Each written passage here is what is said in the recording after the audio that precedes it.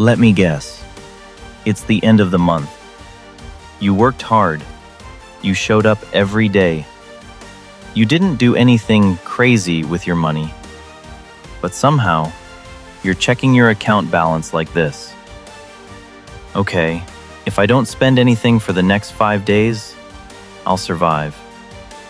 And deep down, there's this quiet frustration. How am I working this hard and still stuck here?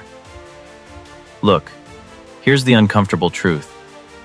You're not broke because you don't make enough money. You're broke because of a pattern you don't even realize you're repeating. And today, we're going to break that pattern.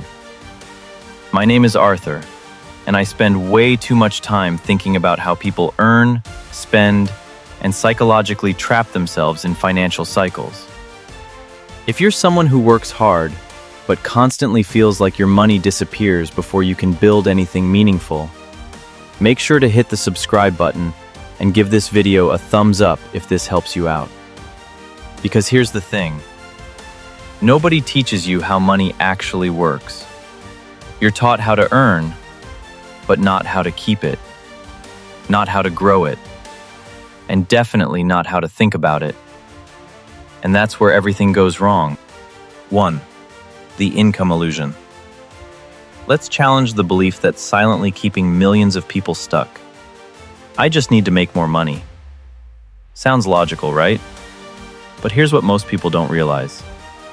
If income alone solved financial problems, every high-income earner would be rich. But that's not reality.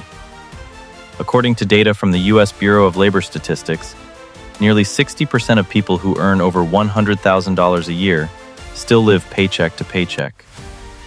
Think about that. 6 figures and still broke. So clearly the issue isn't just income, it's behavior. 2. The real enemy, lifestyle inflation. Here's what happens. You get a raise. Let's say you go from earning $1,000 per month to $1,500 per month. Logically, you should now have an extra $500 to save or invest, right? But that's not what most people do. Instead, you upgrade your phone. You start eating out more. You move to a slightly nicer apartment. You subscribe to more things. And suddenly, your expenses go from $900 to $1,450. You're making more, but you feel the same, or worse. This is called lifestyle inflation.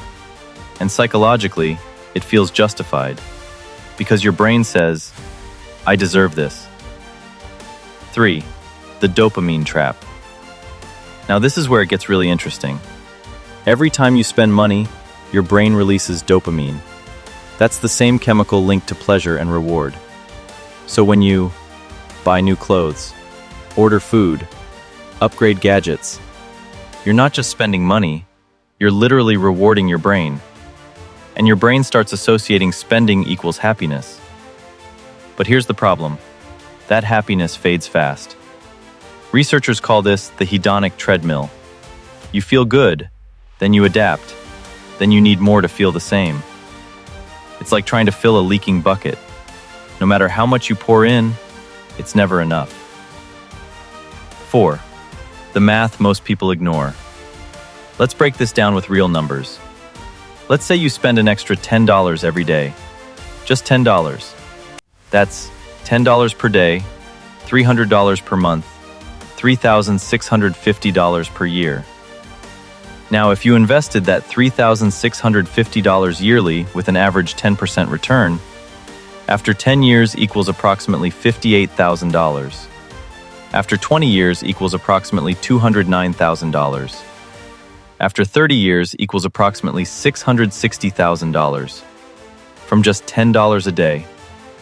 Look, that daily snack, that random Uber, that impulse buy, it doesn't feel like much.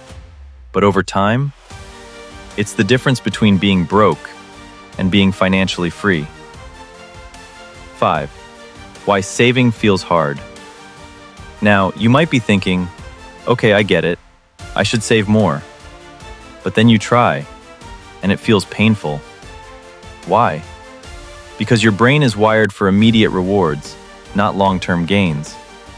Saving money feels like sacrifice, restriction, missing out, while spending feels like freedom, enjoyment, progress, even though, logically, it's the opposite.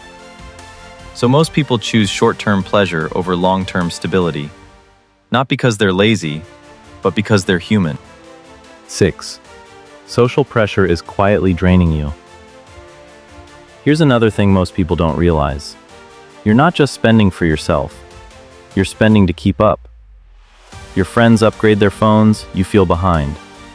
People post vacations, you feel like you should travel. Everyone looks like they're winning, you feel like you're failing. So you spend just to feel normal. This is called social comparison bias, and in today's world, it's amplified by social media.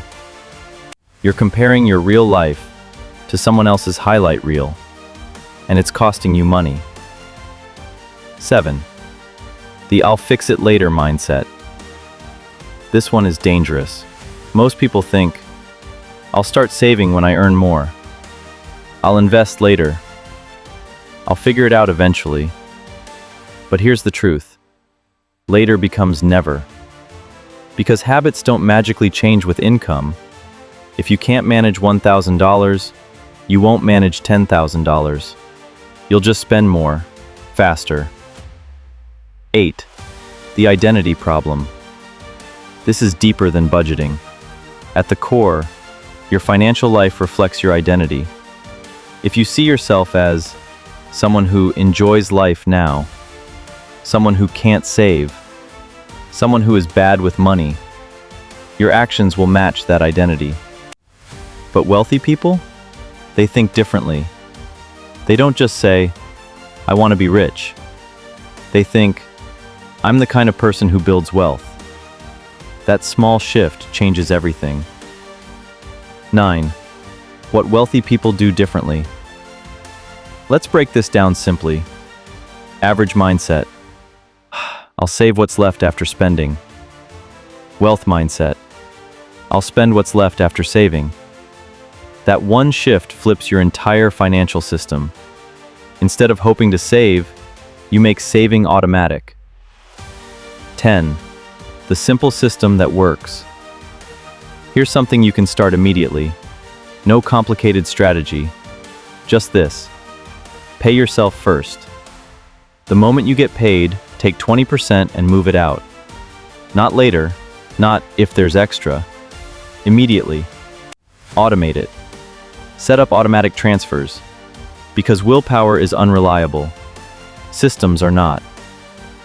Create spending friction. Make it harder to spend money impulsively. Delete saved cards. Use cash for certain things. Wait 24 hours before big purchases.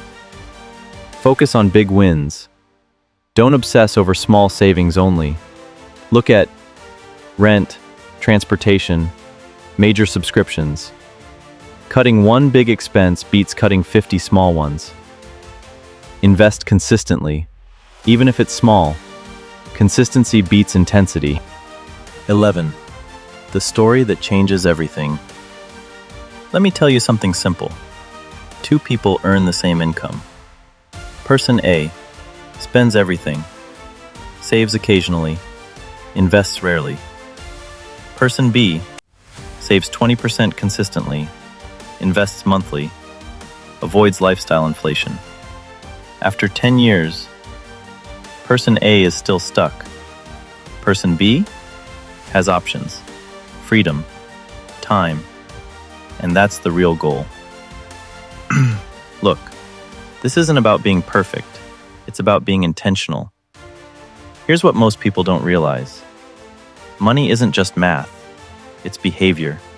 It's emotion. It's identity.